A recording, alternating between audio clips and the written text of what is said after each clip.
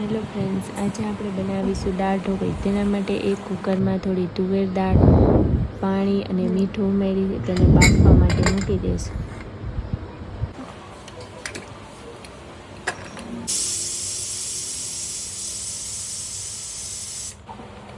હવે આપણી દાળ બફાઈને રેડી થઈ ગઈ છે। હવે તેને બ્લેન્ડર મારી લઈશું।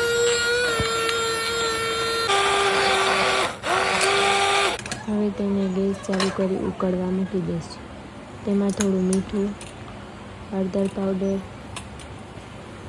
લાલ મરચું પાવડર, ધાણા જીરું, આદુ લસણ અને મરચાંની પેસ્ટ ઉમેરી તેને હલાવી લઈશું। હવે ઢોકળી માટેનો લોટ બાંધી લઈશું। તેમાં થોડો ઘઉંનો લોટ, ચણાનો લોટ, હળદર, ચટણી, ધાણા જીરું, મીઠું, તેલ નાખી અને હવે લોટ બાંધી લઈશું।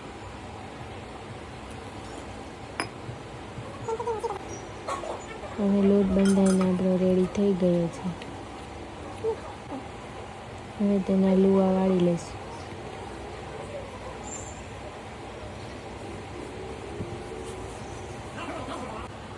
હવે તેને રોટલીની જેમ વણી લઈશું।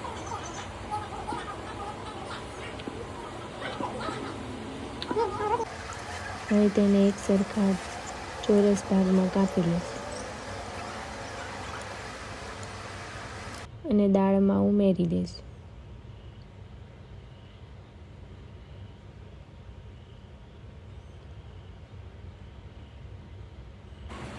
હવે વઘાર કરીશું। એક વઘારિયામાં થોડું તેલ ઉમેરીશું। તેલ ગરમ થાય એટલે તેમાં તજ, લવિંગ, બાદિયા, સૂકા લાલ મરચાં, લીમડો, રાઈ નાખી જીરું નાખી વઘારને દાળમાં ઉમેરીશું।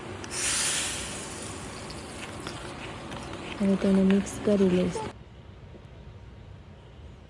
ખાંડ અથવા જેગરી પાવડર તેમાં ઉમેરીશું।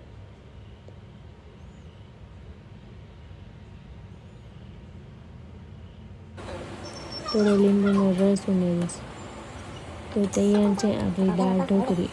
આવી નવી રસોઈ શીખવા માટે અમારી ચેનલને લાઈક, સબસ્ક્રાઈબ અને શેર કરો।